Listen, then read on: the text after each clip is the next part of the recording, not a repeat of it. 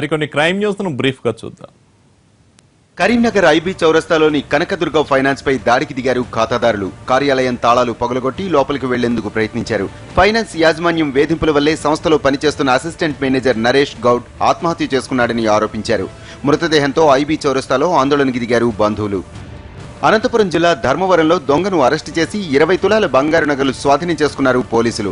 పరిగి మండలం శాసనకోట గ్రామానికి చెందిన నరసింహారెడ్డి పట్టణంలో 8 దొంగతనాలు చేసినట్టు తేలింది. ఓ సంస్థ నుంచి 60 లక్షలు నొక్కేసిన సైబర్ నేరగాళ్లను పోలీసులు అరెస్టు చేశారు. హైదరాబాద్ కు చెందిన ఆర్ఎల్ సంస్థ ఐరన్ వ్యాపారం చేస్తోంది. ఢిల్లీలోని బిజినెస్ పార్ట్నర్స్ కు కొద్ది రోజుల క్రితం 60 లక్షలు ఆన్లైన్లో చెల్లించారు. స్టాక్ రాకపోవడంతో ఢిల్లీలోని కంపెనీ ప్రతినిధుల్ని సంప్రదించారు. పేమెంట్ రాలేదని చెప్పడంతో అనుమానం వచ్చింది. అంతకుముందు కంపెనీ బ్యాంక్ అకౌంట్లో సమస్యలున్నాయని ఫోన్ చేసిన సైబర్ నేరగాళ్లు తెలివిగా డబ్బు కాజేసినట్టు సైబర్ క్రైమ్ పోలీసుల విచారణలో తేలింది. ఢిల్లీకి చెందిన ఈ గ్యాంగ్ను పట్టుకున్నారు పోలీసులు. నిందితుల నుంచి 12 లక్షలు స్వాధీనం చేసుకున్నారు. మేడ్చల్ జిల్లా కీసర మండలంలోని పెద్దమ్మ చెరువులోకి దూకి ఇంజనీరింగ్ విద్యార్థి ఆత్మహత్య చేసుకున్నాడు. ఇంటికి వెళుతున్నానని హాస్టల్ నుంచి బయలుదేరిన ఆదిత్య ఆత్మహత్య చేసుకుంటున్నానని తండ్రికి వాట్సాప్ లో మెసేజ్ పంపాడు. మరుసటి రోజు ఉదయం పెద్దమ్మ చెరువులో శవమై కనిపించాడు. అక్కడే సూసైడ్ నోట్ దొరికింది. కడప జిల్లా పులివెందులలో 2 ఆలయాల్లో దొంగలు బీభత్సం సృష్టించారు. హుండీలు పగులుగొట్టి నగదు కాజేశారు. అమ్మవారి మంగళసూత్రాలు, గొలుసు, ఇతర వస్తువులు ఎత్తుకెళ్లారు.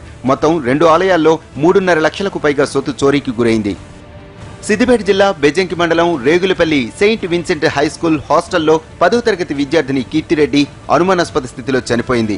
తెల్లవారుజామున ఫిట్స్ వచ్చాయంటూ హాస్టల్ నిర్వాహకులు కీర్తి తల్లిదండ్రులకు ఫోన్ చేశారు. కుటుంబ సభ్యులు వచ్చేసరికి కీర్తి కొన ఊపిరితో కొట్టుమిట్టాడుతోంది. కీర్తి పురుగుల మందు తాగిందని హాస్టల్ నిర్వాహకులు చెప్పడం అనుమానాలకు తావిస్తోంది. స్కూల్ నిర్వాహకుల వేధింపుల వల్లే కీర్తి ప్రాణాలు తీసుకుందని ఆరోపిస్తున్నారు తల్లిదండ్రులు. యాదాద్రి జిల్లా నారాయణపురం మండల కేంద్రంలో ఓ జ్యువెలరీ షాపులో 1 కిలో వెండి ఎత్తుకెళ్లారు దొంగలు. 2 ఇళ్లలో చోరీకి ప్రయత్నించినా ఏమీ దొరకలేదు. ప్రకాశం జిల్లా చీరాల పట్టణంలో 2 దొంగతనాలతో ప్రజలు భయాందోళనలకు గురయ్యారు. ఓ ఇంట్లో 20 సవర్ల బంగారు ఆభరణాలు, 2,20,000 నగదు ఎత్తుకెళ్లారు. ఓ వైన్ షాప్ లో 40,000 నగదు, 30,000 విలువైన మద్యం బాటిళ్లు కాజేశారు.